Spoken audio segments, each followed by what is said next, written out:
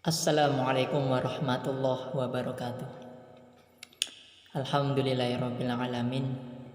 Kita dipertemukan kembali di channel YouTube ini. Mohon maaf, ini hanya untuk pede-pedenan saja. Ini sorban hanya untuk lap. Nah, ini peci karena rambut saya sedang gondrong, jadi pakai peci biar pantas. Oke, saudara-saudara semua, teman-temanku yang berbahagia, terutama Profesor Dr. Hajah Marhumah MPD yang saya muliakan selaku pengampu mata kuliah studi hadis dalam perspektif pendidikan. Oke, sebelum dilanjut, perkenalkan, nama saya Muhammad Nasihul Abid. Saya kuliah di UIN Sunan Kalijaga, Yogyakarta. Program studi pendidikan agama Islam jenjang S2. Tugas ini saya buat untuk memenuhi tugas yang diberikan oleh Prof. Emma selaku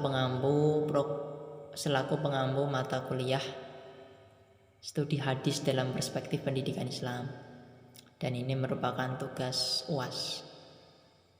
Doakan semoga mendapatkan nilai yang terbaik. Amin ya robbal alamin. Oke, pertama kita harus mengetahui terlebih dahulu apa kodifikasi hadis itu. Di dalam bahasa Arab, kata kodifikasi ini dikenal dengan bahasa tadwin, yang merupakan bentuk masdar dari dawwana yudawwinu tadwinan, yang mengikuti wazan fa'ala yuf'ilu taf'ilan, yang berarti pembukuan atau pengumpulan dari satu kertas yang lain dikumpulkan jadi satu. Nah, itu tadwin, pembukuan. Pembukuan adalah mengumpulkan sesuatu yang tertulis dari lembaran-lembaran dan hafalan-hafalan yang ada di dalam dada, kemudian menyusunnya hingga menjadi satu kitab. Dari lembaran menjadi satu kitab, itu tadwin, atau yang tadi kita kenal dengan kodifikasi. Jadi kodifikasi berbeda dengan menulis. Menulis belum tentu kodifikasi, tapi kalau kodifikasi itu sudah tentu bentuk tulisan. Karena menulis belum tentu disusun menjadi buku, sedangkan kodifikasi tulisan yang dibukukan. Oke, paham sampai di sini pengertian kodifikasi hadis? Oke, semoga paham. Oke, pembahasan kedua tentang faktor-faktor adanya kodifikasi hadis. Kenapa toh hadis itu dibukukan? Apa toh faktor-faktornya? Paling tidak ada 4 faktor. Pertama, Al-Quran telah dibukukan dan tersebar luas, sehingga tidak dikhawatirkan lagi akan bercampur dengan hadis. Jadi awal-awal penyebaran agama Islam, penulisan hadis itu dilarang oleh Rasulullah.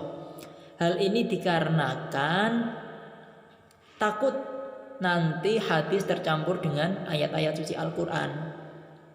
Nah, setelah Al-Quran itu berkembang pesat, dibukukan di masa Abu Bakar, terus di masa Utsman, nah hadis itu baru gencarnya disuarakan. Hadis, pembukuan hadis itu baru gencar disuarakan. Yang kedua, para perawi hadis telah banyak yang meninggal. Jika hadis tidak segera ditulis dan dibukukan, maka lama-kelamaan hadis akan hilang bersama dengan meninggalnya para perawi hadis. Jadi pada saat itu, karena sahabat sudah banyak yang meninggal, sahabat senior, sahabat junior, tabi'in, itu ada yang berinisiatif berpikir, kalau seandainya hadis ini tidak dibukukan dan semakin lama para sahabat meninggal, maka hadis Rasulullah akan hilang. Nah, oleh sebab itu ada yang berinisiatif menyuarakan untuk membukukan hadis. Yang ketiga, faktor daerah kekuasaan Islam semakin meluas dan peristiwa-peristiwa umat Islam semakin kompleks, sehingga memerlukan petunjuk dari hadis sebagai sumber agama. Islam semakin luas, permasalahan semakin kompleks. Al-Quran tidak semuanya memahami. Perlu adanya hadis untuk memberikan petunjuk, memberikan jalan terselesainya suatu masalah setelah Al-Quran. Yang keempat, pemalsuan hadis semakin merajalela, terutama pada saat itu mulai gencar kalau tidak salah zamannya Utsman. Dan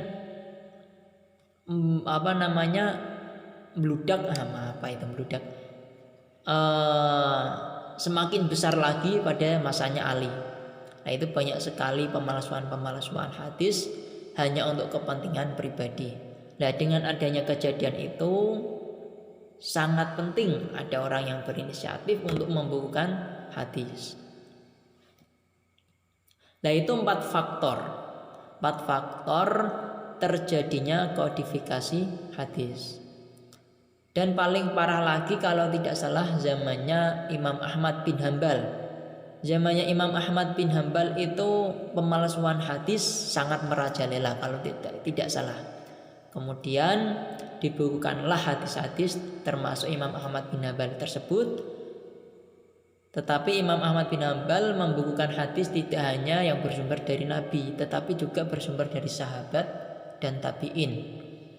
Nah, jadi kitabnya Imam Ahmad bin Hambal yang kitab hadis itu semuanya tidak hadis dari Rasulullah, tidak hadis marfu, tapi juga ada hadis-hadis yang berasal dari sahabat atau tabi'in. Oke, kita lanjut pembahasan tentang sejarah kodifikasi hadis.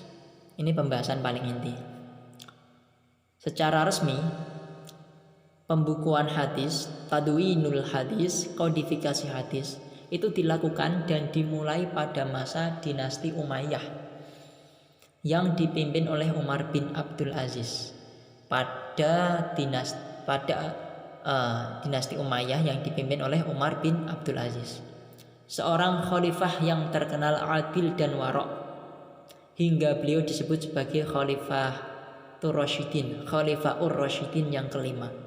Jadi ada yang menyebut khalifah itu ada 5. Selain 4 itu ditambah 1 Umar bin Abdul Aziz karena beliau terkenal adil dan waroknya dan kealimannya.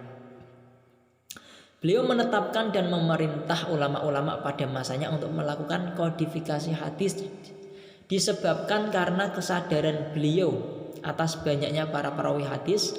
Semakin lama banyak yang meninggal. Jadi Umar bin Abdul Aziz itu sadar bahwa banyak perawi hadis semakin lama, semakin larut, semakin banyak yang meninggal. Ya, beliau sadar, sehingga beliau menyuarakan untuk melakukan pembukuan hadis. Sehingga beliau khawatir dengan banyaknya terjadi meninggalnya para perawi hadis. Jika hadis tidak segera dibukukan, maka akan hilang dan lenyap. Oleh sebab itu, setidaknya ada 7 periode sejarah kodifikasi hadis. Ya, ada 7 sejarah periode kodifikasi hadis. Tetapi para ilmuwan, para sejarawan itu membedakan. Ada yang menyebut ada 3, ada yang 4, 5. Tapi di sini saya mengambil yang 7. Periode pertama adalah periode pada zaman Rasulullah Muhammad SAW. Pada periode ini dikenal dengan masa turunnya wahyu dan pembentukan masyarakat Islam. Sehingga pada awal-awal kemajuan Islam, Rasulullah SAW melarang para sahabatnya untuk menulis hadis. Kenapa? Karena di samping akan bercampurnya hadis dengan Al-Quran, juga agar umat Islam lebih fokus kepada Al-Quran. Akan tetapi dengan berjalannya waktu, tidak sedikit di antara para sahabat banyak yang berinisiatif sendiri menulis hadis-hadis Rasulullah Muhammad SAW. Hal tersebut dikarenakan selain melarang, Rasulullah di lain waktu juga membolehkan para sahabatnya untuk menulis hadis. Jadi ada 2 hadis yang bertentangan. Pertama itu Rasulullah melarang menulis hadis, yang kedua membolehkan. Lah ini bertentangan ini bisa dikompromikan. Pertama, yang melarang itu di awal Islam, lah yang membolehkan ini setelah Islam jaya. Atau mudahnya yang dilarang itu ketika Al-Quran belum turun semua, yang kemudian Rasulullah membolehkan itu setelah Al-Quran turun semua. Jadi ini bisa dikompromikan. Sehingga banyak juga di antara para sahabat yang memiliki sohifah hadis atau lembaran-lembaran hadis. Ini hasil tulisannya sendiri, hasil inisiatifnya sendiri menulis hadis, bukan karena disuruh Rasulullah. Di antaranya Abdullah bin Amr bin As punya, Jabir bin Abdullah Al-Ansori punya juga, Abdullah bin Abi Aufa punya, Samrah bin Jundab, Ali bin Abi Thalib, Abdullah bin Abbas, Abu Bakar As-Siddiq, dan masih banyak lagi sahabat-sahabat yang lainnya yang mempunyai sohifah hadis. Nah, ini pada masa Rasulullah Shallallahu Alaihi Wasallam atau periode pertama. Pertama dilarang, tetapi juga ada perintah membolehkan menulis. Jadi yang menulis hadis itu sahabat-sahabat tertentu saja. Tapi sudah ada penulisan. Periode kedua adalah dimulai pada zaman Khulafaur Rasyidin. Pada periode ini dikenal dengan masa pembatasan atau pengurangan dalam periwayatan hadis Nabi Shallallahu Alaihi Wasallam sebagai bentuk kehati-hatian. Nah, jadi yang periode kedua yakni dimulai pada masa Khulafaur Rasyidin. Masa ini itu pembatasan dan pengurangan dalam menggunakan periwayatan Nabi. Kenapa? Karena sebagai bentuk hati-hatian. Usaha para sahabat dalam membatasi periwayatan hadis dilatar belakangi oleh rasa khawatir akan terjadinya kekeliruan. Hal ini dikarenakan suasana pada waktu itu tidak kondusif, bahkan terjadi perpecahan dan fitnah di dalam umat Islam itu sendiri. Di antaranya munculnya nabi palsu, terbunuhnya Umar, Utsman, Ali, dan banyak sahabat yang tidak suka kepada Utsman, munculnya Syiah. Nah, sehingga para sahabat sangat berhati-hati dalam menerima kegiatan periwayatan hadis. Para sahabat pada periode ini meriwayatkan hadis melalui dua cara, yakni bil lafzi dan bil makna. Jadi pada periode ini bukan tidak ada yang meriwayatkan hadis, tidak, tapi sangat hati-hati tidak memperbanyak dalam periwayatan hadis. Hal ini dikarenakan bentuk kehati-hatian, karena pada saat itu politik sedang memanas, banyak para sahabat yang memalsukan hadis, terutama nabi palsu yang benci kepada Utsman dan lain sebagainya. Lah, kemudian sahabat yang meriwayatkan hadis itu dengan cara apa? Nah, dengan dua cara, yakni bil lafzi dan bil makna. Kalau bil lafzi itu dari rawi ke rawi lafadznya persis, tidak ada pengurangan satupun. Sedangkan bil makna ada yang lafadznya berbeda tapi maknanya sama. Nah, itu perbedaan bil lafzi dan bil makna. Periode ketiga. Periode ketiga adalah masa penyebaran hadis ke berbagai wilayah. Jadi wilayah Islam ini sudah semakin berkembang. Perlu adanya hadis Rasulullah untuk membantu penyelesaian masalah. Periode ini berlangsung pada masa sahabat kecil. Masa sahabat kecil atau muda itu maksudnya sahabat junior, dan tabi'in atau pada dinasti Muawiyah sampai pada akhir abad 1 Hijriah. Pada masa ini wilayah Islam sudah sampai ke Syam atau Suriah, Irak, Mesir, Persia, Samarkand hingga Spanyol. Bertambahnya wilayah Islam berdampak pada tersebarnya hadis di dalamnya. Islam semakin berkembang, sahabat junior karena sahabat senior sudah banyak yang meninggal, tabi'in dan ulama-ulama yang ahli hadis pasti juga menyebar, pasti mengikuti tersebarnya Islam itu sendiri. Islam sampai Spanyol pasti di sana ada ulama.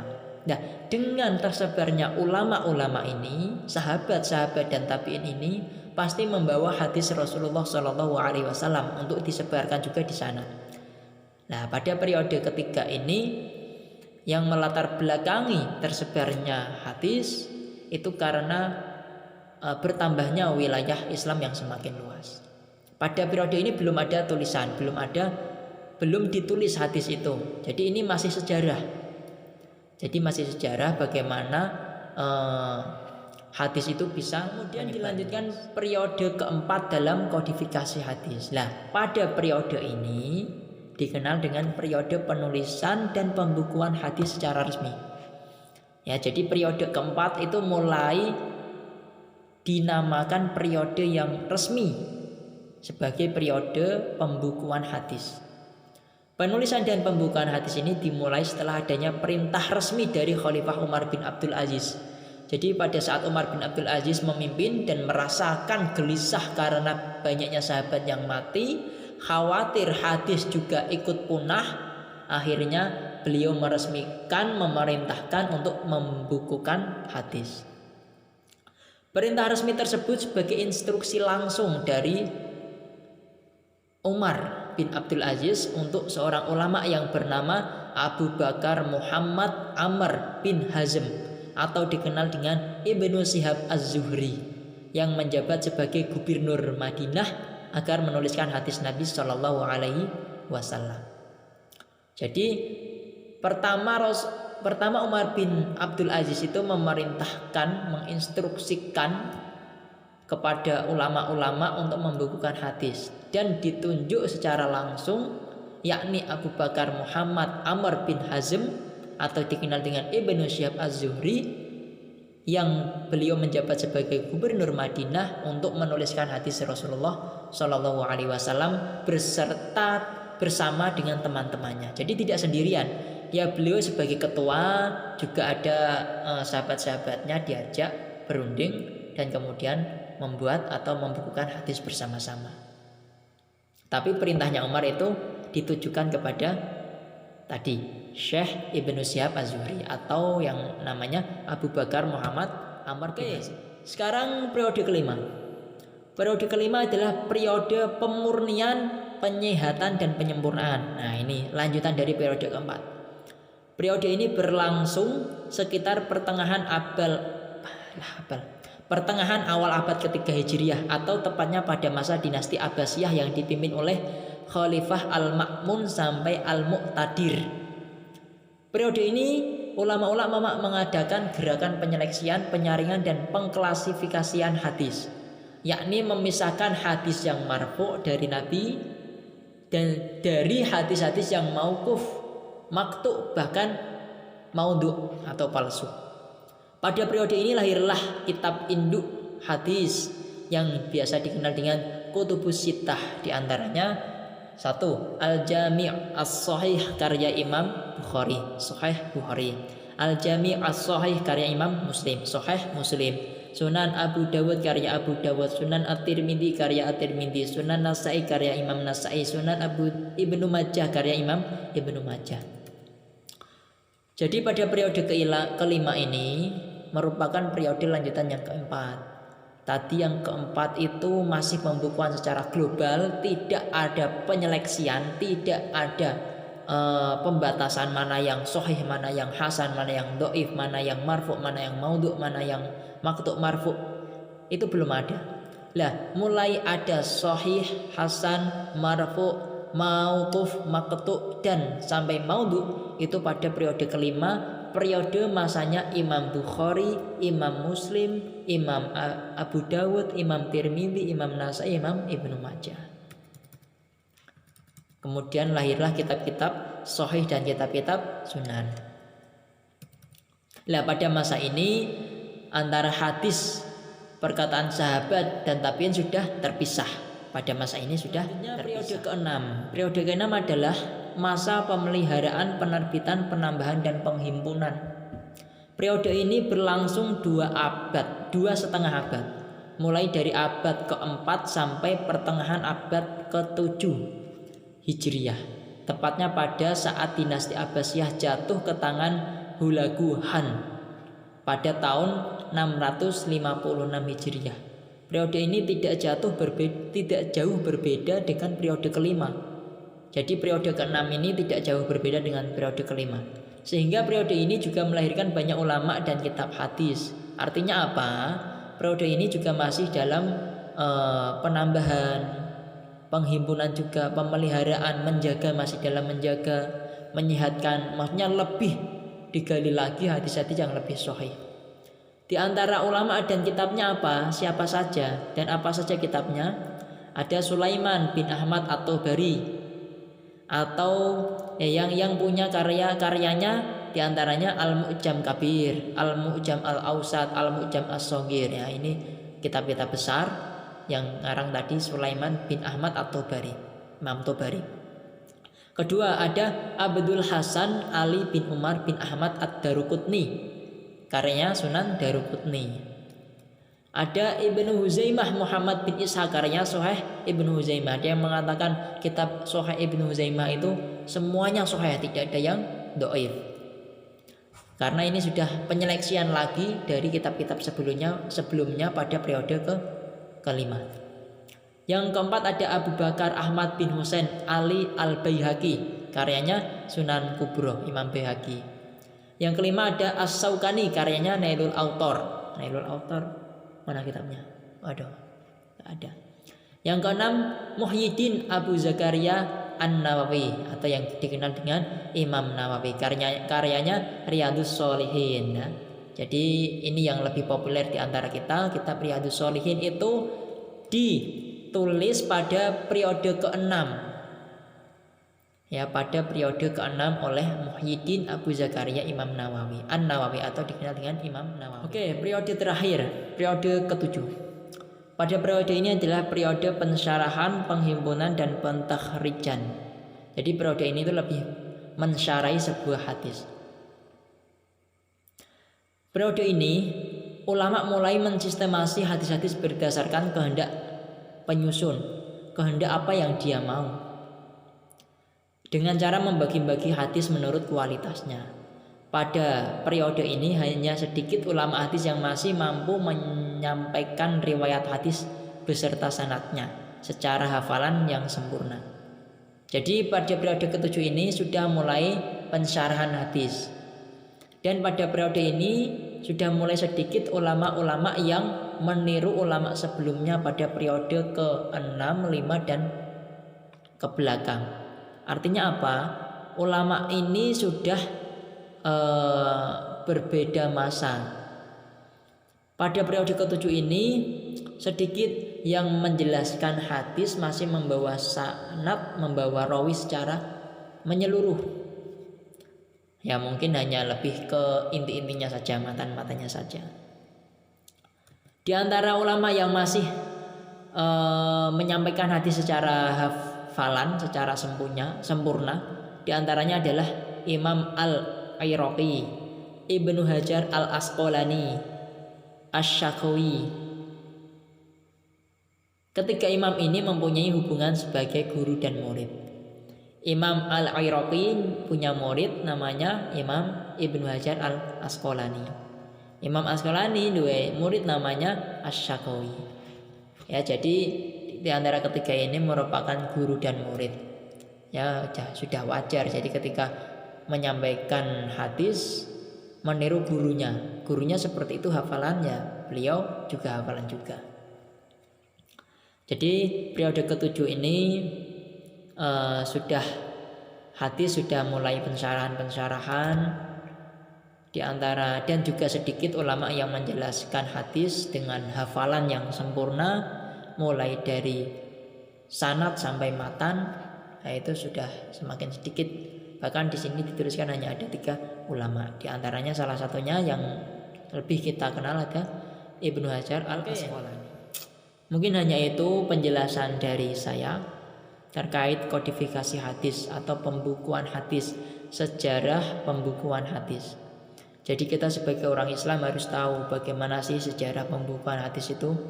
Apakah pada masa Nabi sudah ada pembukuan hadis?